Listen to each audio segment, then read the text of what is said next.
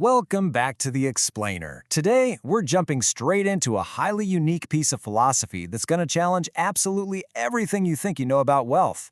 We're taking the concept way beyond mere money and deep into the realm of true human potential. So, think about this for a second.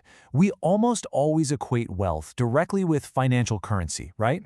We literally check our bank accounts to see how wealthy we are. But what if we're completely missing its true biological and spiritual purpose? What if wealth isn't just numbers on a screen, but an actual vital energy source required for life itself? Well, to answer that fascinating question, we're diving into Chapter 5 of the text you see right here, Progress Thinking. This chapter completely reframes wealth. It asks us to stop viewing it as this selfish, materialistic pursuit and instead see it as a foundational energy that is absolutely necessary for life to flourish. We've got a really clear roadmap for this today. Starting with the true definition of wealth, looking at the natural law of growth, how wealth transforms into something good, the role of the big tree, and finally, rooting wealth of the heart. Okay, let's kick things off with Section 1, the true definition of wealth, focusing on wealth as basic strength. To really get this, we kind of have to strip away all our modern preconceived notions. The author points out that wealth is actually deeply tied to nature itself. It's the natural desire of literally all living things to grow and thrive. Whether you're talking about plants stretching toward the sun, animals foraging, or human beings building massive cities, it's an innate biological drive to gain power and prosper. So, here is the absolute crucial takeaway. Wealth is defined in this text as basic strength. It's a totally holistic concept. It's the fundamental power you need for life to prosper. And according to the source, this isn't just cash. It includes your intellect, your financial capability, and your physical stamina. You honestly need the whole shebang combined if you want to accomplish truly great work in the world.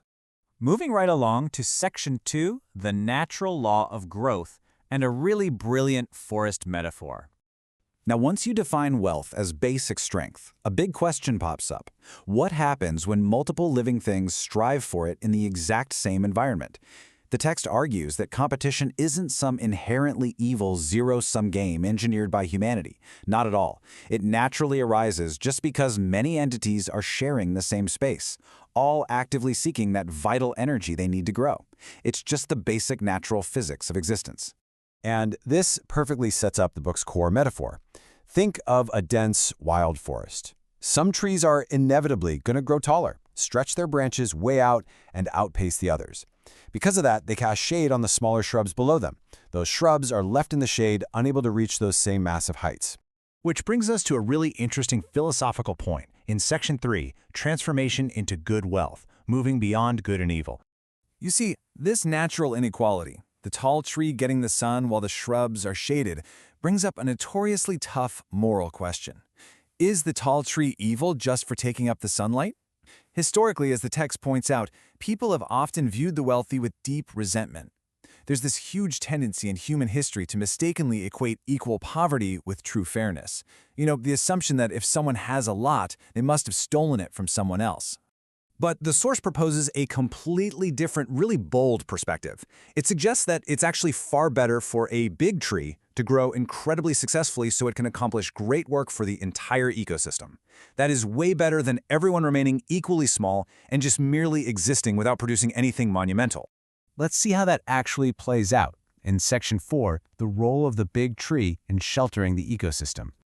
So, how does a forest metaphor apply to our modern world?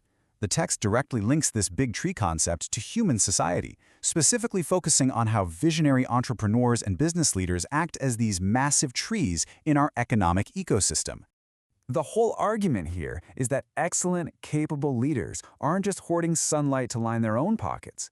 By utilizing their accumulated basic strength, remember, that's their intellect, stamina, and capital, they build massive enterprises, and in doing so, their wide branches provide shelter, stability, and livelihoods for thousands of employees and their families. When wealth is used to sustain society like this, the text says it transforms from a selfish pursuit into an overwhelming good. But how do you sustain that? That's Section 5, Rooting Wealth of the Heart, which is the foundation of wisdom. Think about it. A tree absolutely cannot sustain massive outward branches or provide all that shelter if it doesn't have incredibly deep, strong roots holding it steady. The source explains that material wealth, those outward branches, must be deeply grounded in what it calls wealth of the heart. And this inner wealth, it's ultimately defined as wisdom. We aren't just talking about raw information or book smarts here, but knowledge that has been thoroughly tested, applied, and proven through actual real-world experience. Building this inner wealth, this wisdom, takes daily, steady effort. The text actually outlines a really clear path for us. First, you have to constantly study and read excellent, profound thoughts, meaning avoid getting bogged down by fleeting, superficial media. Second, build the economy of your own home. That means maintaining strong physical and mental reserves so you don't burn out. And finally, you have to intentionally direct all this gathered power to serve society and genuinely aim to make others happy.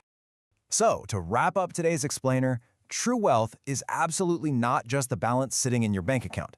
It is the holistic, basic strength, your physical, intellectual, and financial power combined, that you accumulate not just to elevate yourself, but to positively impact and shelter the vast ecosystem of society around you. Which leaves us with a pretty powerful final thought to ponder as you go about your week. How are you going to cultivate your own deep roots and basic strength? What specific steps will you take today to become a big tree that eventually shelters those around you? It's a lot to think about. Keep growing, and we will see you next time.